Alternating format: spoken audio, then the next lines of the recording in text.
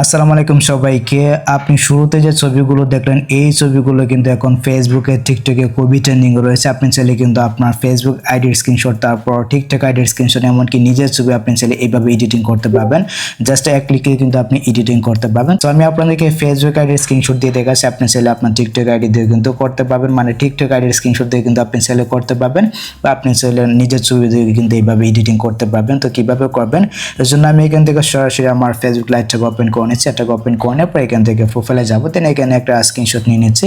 আপনি একটা স্ক্রিনশট নিয়ে নেবেন। তো স্ক্রিনশটটা নেওয়া হয়ে গেলে আমরা এখান থেকে এটাকে ব্যাক করব।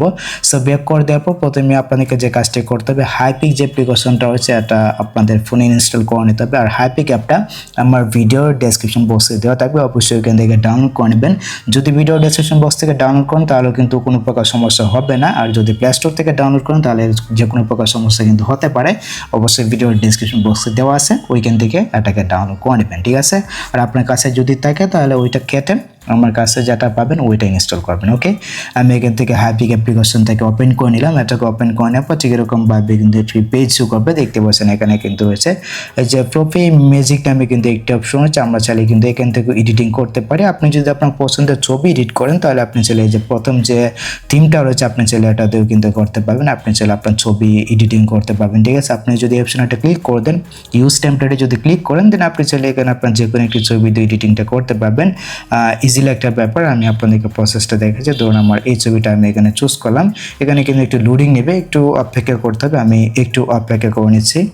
ওকে, সো ফাইনালি দেখতে পাচ্ছেন এখানে কিন্তু আমার ছবিটি এডিটিং হয়ে গেছে। আমরা চাইলে এখান থেকে এটাকে এক্সপোর্ট করে নিতে পারি। একটা ক্লিক করলে কিন্তু এটা আমাদের গ্যালারিতে সেভ হয়ে যাবে। এখন কথা হচ্ছে আমাদের যে স্ক্রিনশটগুলো রয়েছে এগুলো আমরা কীভাবে এডিটিং করতে পারি। দেখতে পাচ্ছেন উপরে কিন্তু এখানে এই যে ওয়াল ফটো নামে একটি অপশন আছে, আমরা এই অপশনে ক্লিক করবো। এখানে কিন্তু স্টার্ট এডিটিং রয়েছে, দেখতে পাচ্ছেন। ওয়াল ফটোতে যাবেন, এখানে আসার পর আপনার যে স্ক্রিনশটটা রয়েছে ওইটা জাস্ট এখান থেকে চুজ করে দেবেন। আমি চুজ করে দিলাম।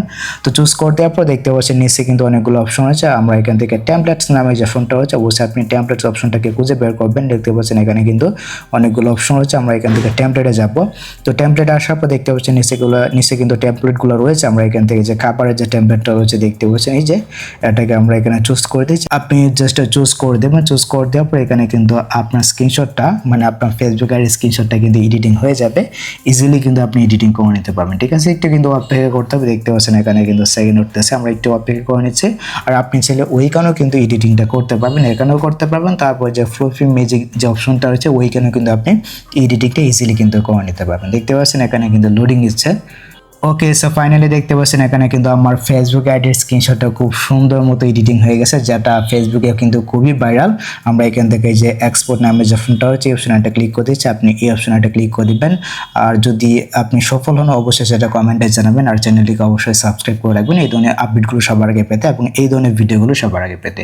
তো যদি ভিডিওটা আপনাদের কাছে একটি হেল্পফুল হয়ে থাকে অবশ্যই ভিডিওতে একটি লাইক দিয়ে চ্যানেলটিকে সাবস্ক্রাইব করে রাখবেন। দেখা হচ্ছে আপনাদের সাথে পরবর্তী নেক্সট কোনো ভিডিওতে।